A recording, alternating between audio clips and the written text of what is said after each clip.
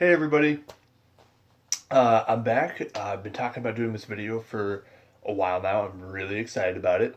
It's pretty late. It's right about midnight right now as I'm filming this. I do have work tomorrow. I got a little tickle in my throat, but I don't work till a little later, so it's fine. That being said, I'm gonna make this video real quick and go to bed. But I'm super psyched about it. I really am.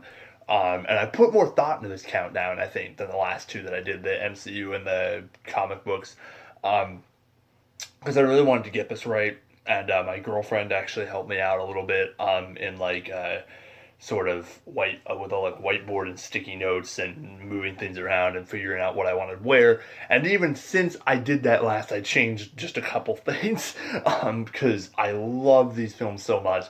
Pixar has some of my favorite films of all time, let alone just categorizing them by themselves.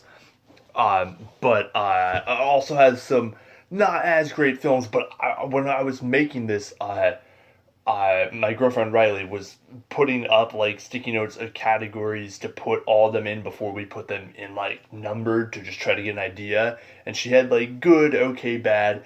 And I was thinking, I was like, it really doesn't even have that. It's great, good, and okay. There's really no bad Pixar movies. There are ones that don't work super well as a movie. None of them are bad movies. The Pixar has such a great track record, and there's so many things I can talk about with these movies. I also definitely have some, I think, some controversial placement. There's definitely more than a few that I feel like are gonna make some people angry or not the popular opinion, but I definitely went and looked at the different things that make a good movie when I went into deciding which one goes where. Obviously, it's still subjective. It's what I think does those things the best. You may disagree, but if you didn't come for my opinion, you should probably go because that's what you're gonna get. With that being said, I'm gonna jump right in here. So, there are 17 Pixar movies to date, ranging from Toy Story in '95 to Finding Dory last year in 2016. So, at number 17 of my Pixar countdown, I have a movie that a lot of people really love, and I understand why, but it doesn't work as a movie when you really think about it. Um, it's a movie with one very interesting character and nothing else super interesting going on. It's the one movie in this countdown that every other movie, even the other ones that don't work super well, I can at least say I enjoyed parts of that I liked it as a movie. That it had a lot of heart behind it, and that I really enjoyed some of the things that it showed me. This is the one that I'd say through and through overall, I was pretty just bored. I liked where they tried to go with some places, but it didn't hit for me. Number 17 is Brave. Look, Brave, I understand Merida is a very interesting character. I actually really like Merida as a character. And I understand why people want this to be such a great movie, especially when it came out in 2009. I mean, this is pre-Moana, pre-Frozen, pre-Tangled. This was the first time that we saw like a Disney princess type character that didn't want to just be married off, that, you know, was a person of her own, like, completely. I'm not to say that all the other Disney princesses didn't have their own character, but at the end of the day, their story revolved around wanting to fall in love, and Merida really was her own character, and she was the first one done like that. And that's really cool. Unfortunately, she's not in the best movie. The rest of the plot of the movie is her mom is a bear, and she wants to make her mom not a bear. And that's about it. And it's really a shame because they do even build up this really interesting world. There's a lot of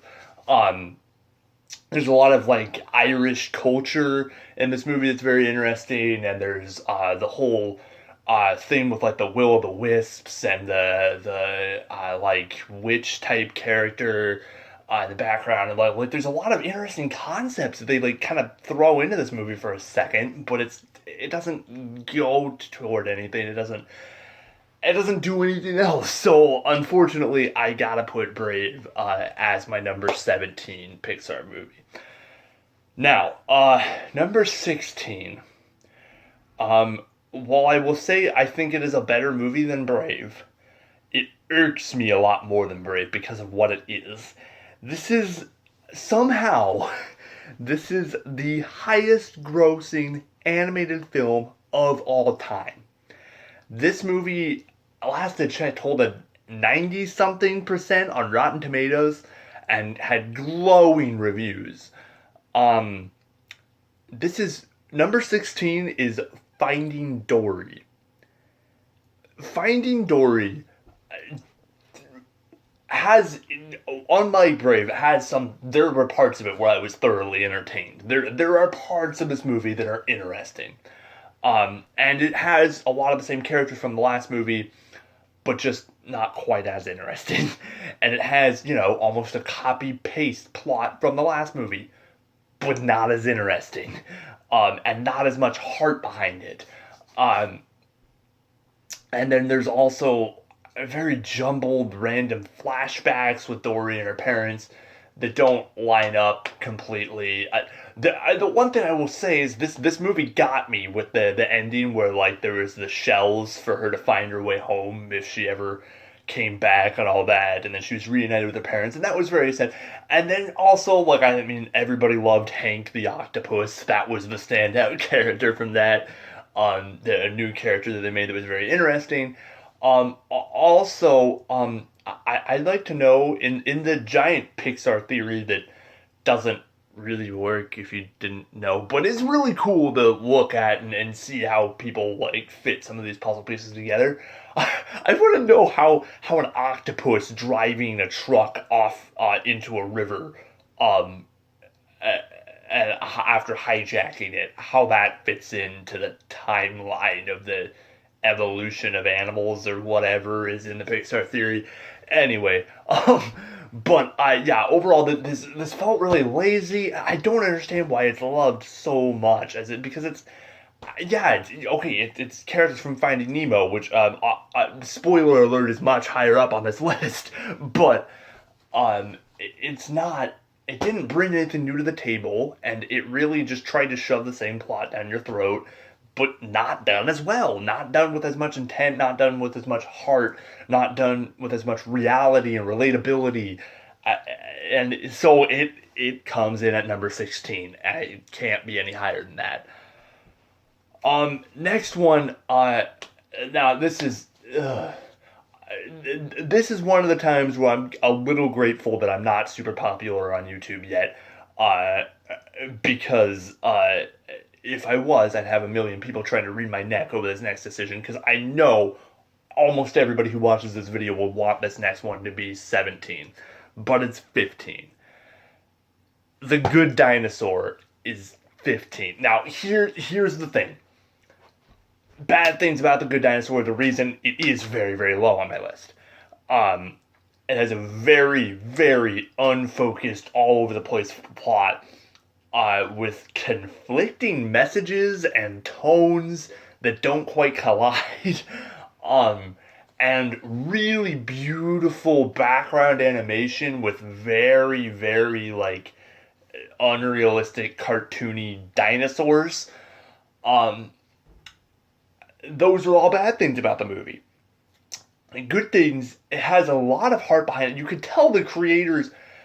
The thing that I think that I heard about this is this was too many cooks in the kitchen, and there were a lot of different people who picked this movie up and tried to go different directions with it. But you can tell everybody who did really wanted to say something, and you can really feel that in this movie, that it has heart and it has emotion and it's trying to tell you things, but it's just different people trying to tell you different things. And I recognize that means that it doesn't work as a movie, and that's why it's number 15. But some of the things that were trying to be said in that movie did really hit me, and they were interesting. And I really like the character of. it's been like a year since I watched the movie. I'm trying to remember. What's his name? Arlo. Arlo is the main character. I really like that character and the little human boy. And I really like that whole role reversal where the dinosaurs were the intelligent, like, speaking species that were able to do all that, and then the humans were savages and were much more primal creatures and didn't know how to do all this. And that was really interesting. And then seeing the two of them work together and go on this adventure. And then this is another example that we haven't gotten into yet because we haven't gotten up here. But man, Pixar, it's really nice to see an animation an animation team making animated films primarily for children, even though they're obviously, I'm making this list because they're very relatable to adults as well, that doesn't shy away from the idea of death and mortality, and that it recognizes that those are very real things that are a part of life, and that even in a PG movie, you can't pretend they're not there. And a lot of animation does do that, and Pixar does not, and they don't do it here. But Arlo loses his dad in the beginning, and it's a really, I mean, it felt like a very like Lion King-esque thing to me, because it was like the two of them, blah blah, and he like sacrifices himself and ends up like getting pushed back by the tide, and like and it didn't feel super original, but it definitely again felt intent. It felt. It was more interesting to watch. It was a better movie, in parts at least, than Finding Dory or Brave. So it's my number 15. The Good Dinosaur. Moving on. Number 14. Again, I think I think this one's a little more known that it wasn't great, but I think a lot of people would like this to be higher up than it is. A lot of people do kind of like this movie. It's by Pixar standards, it's not good.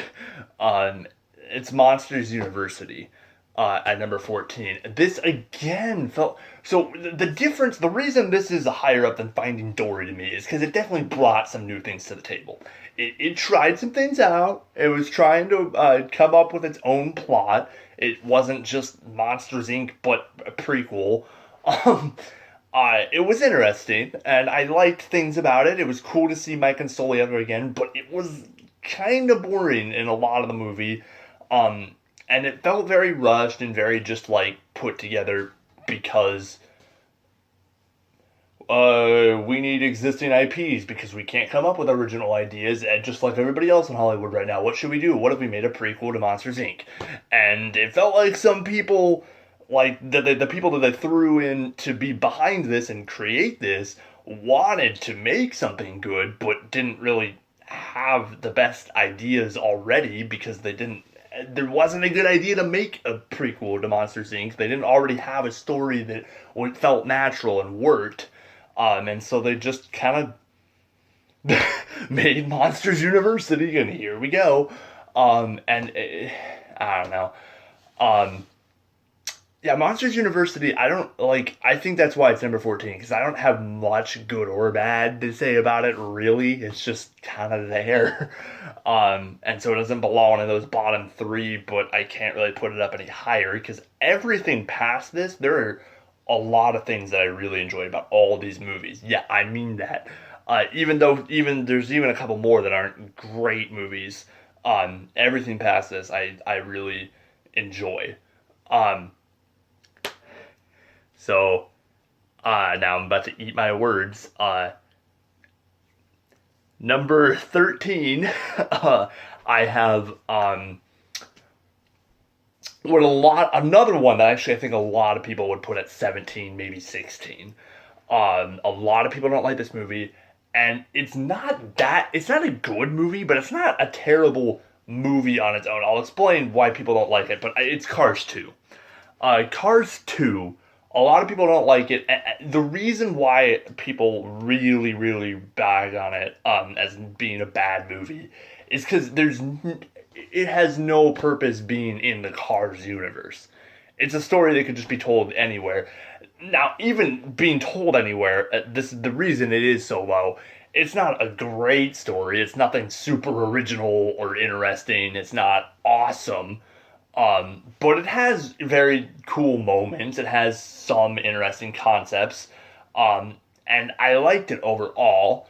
But also something does have to be said about the fact that there's no reason this movie had to be about talking cars, especially the same talking cars from the first Cars movie, because it had in no way continued off of the car. This almost, aside from a few details that wouldn't have made sense quite, it almost felt like it could have just taken place like in the middle of Cars 1 somewhere. Like it didn't feel like it had any, like it didn't continue the story in any way. The trailers for Cars 3 look interesting. That looks like that one is going to be the real sequel to Cars 1, because this was just a side adventure and I don't know why it happened.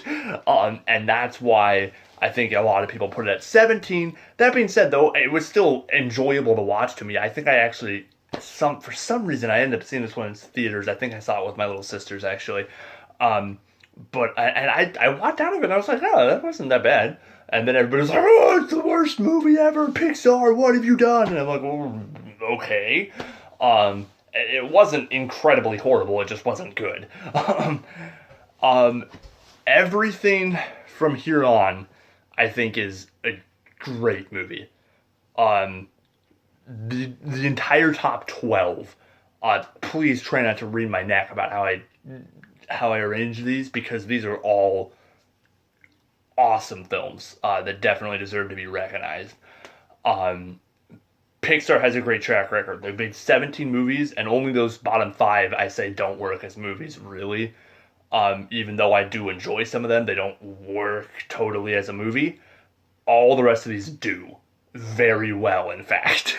And so placing some of them was very difficult. That being said, I'm going to move right on. At number 12, it's 2 letters, UP. Number 12 is Up. Here's the thing. People want to put Up on a pedestal. Because of the opening, however many, like 5 minutes and don't get me wrong, that little short there, about those 2 characters is incredible and deserves like an Oscar nomination, and is so well put together, and is really just like, it tears your heart out and shows it to you. And it's incredible and it's amazing. The rest of the movie is good. It's a good film. It is not incredible. It is not amazingly heartwarming and tear-jerking and shows you so many things about humanity. It's good. It's a good movie with an interesting premise, characters you care about, kind of subpar villain, but it's fine. And they go on an adventure together, and they learn things about themselves and each other, and they become closer, and they're friends at the end of it, and it's a great film.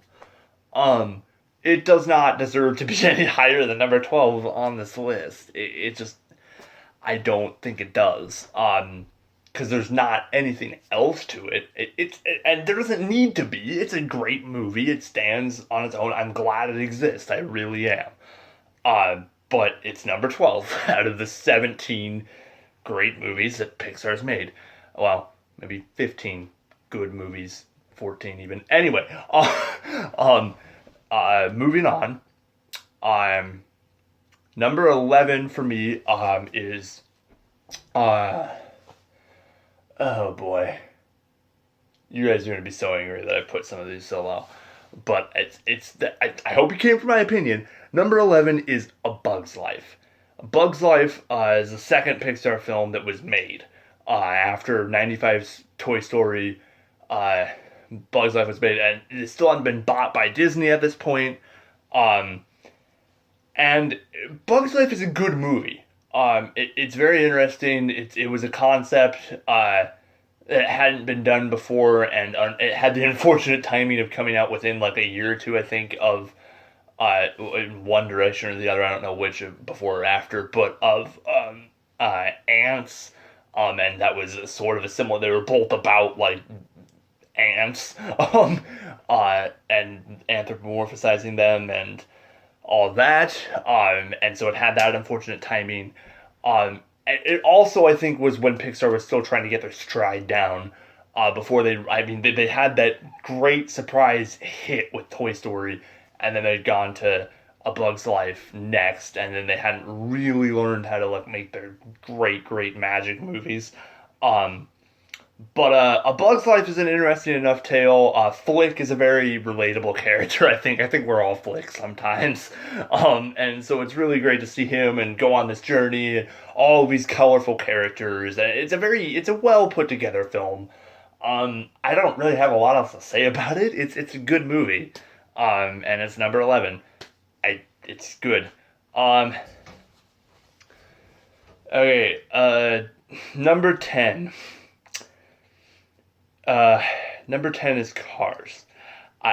You put Cars above Up and A Bug's Life. Listen, Cars is a good movie. Cars is a really great movie. And I really think it suffers from the same